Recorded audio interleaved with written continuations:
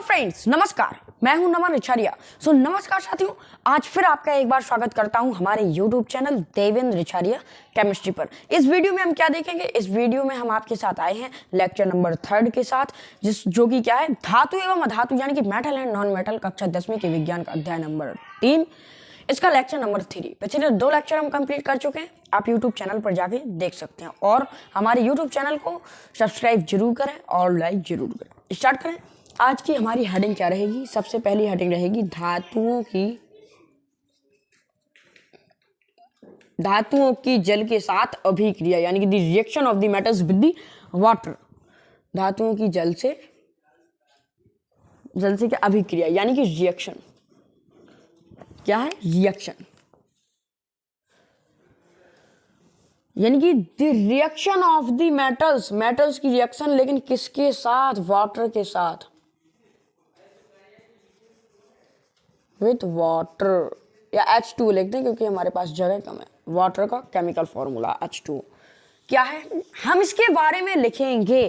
क्या लिखेंगे? कि धातु जो होती हैं जल से अभिक्रिया करती हैं और हमको क्या देती हैं? धातु ऑक्साइड देती है। पहला तो हमारे पास धातु ऑक्साइड देती है हमको, जल से अभिक्रिया करके धातु क्या देती है? धातु ऑक्साइड। और साथ ही साथ में धातु ऑक्साइड के साथ में क्या देती है? हमें H2 गैस, यानी कि हाइड्रोजन गैस देती है। या तो हम ये एरो लगा दें या गैस ऐसा लिखते हैं, एक ही बात है, ठीक है। तो कोई एक करेंगे। ये हमने जनरल रिएक्शन लिख दी किसकी? हमने जनरल रिएक्शन लिख दी धातु ऑक्साइड यानी कि मेटालिक ऑक्साइड्स के। अब हमारे पास खूब सारे एग्जाम्पल है, अनेकों एग्जाम्पल है जिसको हम देखते हैं। अब पोटेशियम H2O के साथ में थोड़ा ज्यादा चक्कर है। अब आप समझना, यदि आप ध्यान नहीं दोगे तो हमारी बात आपको समझ में नहीं आएगी, थोड़ी सा घिचोड़ पचोड़ हो जाएगा। पहला एग्जाम्पल है, मान लो पोटेशियम की हमने रिएक्शन किससे कराई? वाटर से, जल से। तो सबसे पहले तो हमें पोटेशियम का ऑक्साइड मिलेगा K2O, जो कि इसने बोला है, और साथ ही साथ में हमारे पास में हाइड्रोजन गैस मिलकर अलग हो जाएगी। बैलेंसिंग की यदि हम बात करें मानने पर, तो यहाँ पर 2 लगेगा और क्या हुआ? यहाँ पर भी K2 हो गया और H2 यहाँ अलग हो गया और यहाँ इसका O निकल करके इधर पर आ गया K2। अब जो ये K2 होता है ना, ये स्थायी नहीं होता, ये लोकेटेड नहीं होता। भाई ये तो गैस बन के उड़ करके निकल गई, लेकिन ये जो है स्थायी नहीं होता है, ये लोकेटेड नहीं होता है। तो मानने पर अब क्या होगा? ये जो K2O है, क्या ये जो K2O है पोटेशियम ऑक्साइड, कल अपन ने पढ़ा था इसके बारे में कि जो पोटेशियम का ऑक्साइड है ये जल में घुल करके क्षार यानी कि एल्कलाई देता है। कुछ धातु ऑक्साइड जल में घुल करके क्षार बनाते हैं, सारे धातु ऑक्साइड जल में नहीं घुलते। समझ में आ रही है ना आपको? मैंने क्या बोला? लगभग घुल जाते हैं। हमने ऐसा पढ़ा था पिछली कक्षा में, हमने लगभग ऐसा पढ़ा था कि लगभग सभी धातु नहीं घुलते हैं, और घुल जाते हैं तो कुछ जो है घुल कर क्या करते हैं?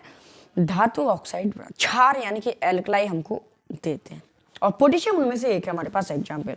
तो ये फिर हमारे पास पानी में घुल जाएगा, लेकिन क्या बना करके देगा? KOH एक्वस सॉल्यूशन देगा, क्षार बनाकर यानी कि एल्कलाई बना करके देगा। भाई सारी धातुओं के साथ ये वाली बात लागू नहीं हो सकती। सारे धातुओं के ऑक्साइड इस तरह पानी में घुल करके क्षार बना करके नहीं देते, लेकिन पोटेशियम देता है। तो ये बात आपको अपने दिमाग में रखनी है। यहाँ पर 2 लगा दो, ठीक है। ऑक्सीजन भी 2 है, तो यहाँ बैलेंस करने की बात है तो केवल यहाँ 2 लगाना है। सेम चीज कैसी है हमारे पास? सोडियम के साथ है।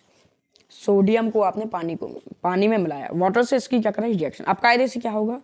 पहले तो आपको सोडियम ऑक्साइड मिला होगा, बिल्कुल मिला होगा, और यहाँ पर हाइड्रोजन गैस मिली होगी, जैसा कि वे हमने यहाँ पर बोला। लेकिन बात फिर घूम करके वहीं आ गई, घूम फिर के बात फिर यहीं आ गई कि जो ये सोडियम का ऑक्साइड है, ये मेटल का जो ऑक्साइड है, ये ऑक्साइड नहीं है, ये स्थायी नहीं है, लोकेटेड नहीं है, फिर उथल कूद मचाएगा, ठीक है। तो Na2 ये और करेगा एक बार पानी से रिएक्शन, और क्या बना करके दे देगा हमारे पास? NaOH नाम का हमारे पास क्षारक यानी कि एल्कलाई बनाकर दे देगा, सोडियम हाइड्रोक्साइड। और कैसा होगा? ये पानी में होगा। बैलेंसिंग करोगे तो क्या होगा? बैलेंसिंग करोगे तो हमारे पास में क्या होगा? यहाँ पर मान लो यदि हम लगाना चाहें तो यहाँ ये पहले से ही क्या है? एक बैलेंस्ड इक्वेशन।